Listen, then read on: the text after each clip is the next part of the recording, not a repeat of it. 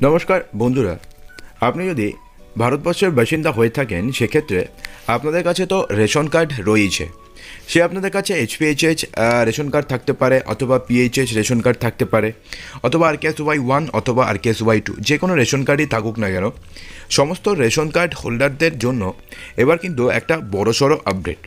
হ্যাঁ বন্ধুরা, এই সমস্ত রেশন কার্ড হোল্ডাররা কিন্তু এবার থেকে আর রেশনের কোনো সামগ্রী পাবে না। এটা কিন্তু আলটিমেটলি ঘোষণা করে দেওয়া হয়েছে। তো সেক্ষেত্রে কোন কোন রেশন কার্ড হোল্ডাররা রেশনের সামগ্রী পাবেন না এবং কি হয়েছে ব্যাপারটা সমস্ত কিছুই আপনাদের জানাবো, সেজন্য ভিডিওটিকে সম্পূর্ণ দেখতে থাকুন। বন্ধুরা, এমন অনেক অভিযোগ আসে যে বহু পরিবার যোগ্যতা থাকা সত্ত্বেও পাচ্ছে না রেশন কার্ড। পাত্র গৃহস্থী এবং অন্তর্দয় রেশন কার্ডের কোটা পূরণ হয়ে যাওয়ার ফলে রেশন কার্ড দেওয়া হচ্ছে না প্রায় 18,000 পরিবারকে। সরবরাহ বিভাগের তরফ থেকে তাই এখন ইউনিট যাচাইকরণের প্রক্রিয়া শুরু হয়েছে।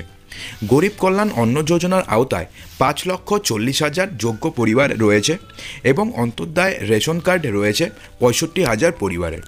তবে জানা যাচ্ছে যে এর মধ্যে 1 লক্ষেরও বেশি পরিবার এই সুবিধা পাওয়ার জন্য অযোগ্য। অর্থাৎ অন্তর্দয় রেশন কার্ড পেতে গেলে তো একটা মিনিমাম ক্রাইটেরিয়া অবলম্বন করতে হয়, বিশেষ করে সেই পরিবারকে BPL তালিকাভুক্ত হতে হয়।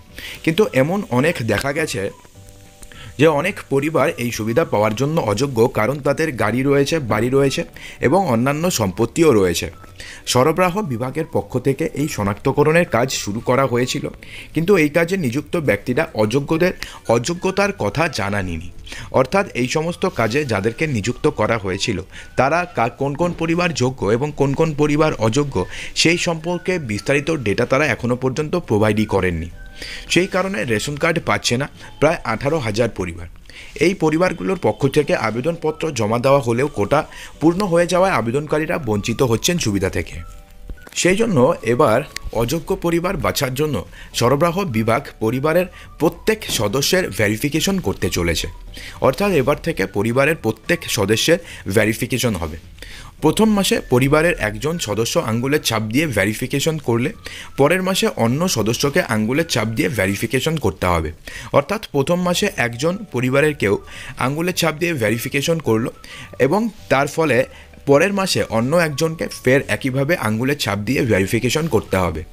ভেরিফিকেশন প্রক্রিয়া আরও ত্বরান্বিত করার জন্য লুপ মেশিনকে উন্নত করার চেষ্টা চালানো হচ্ছে।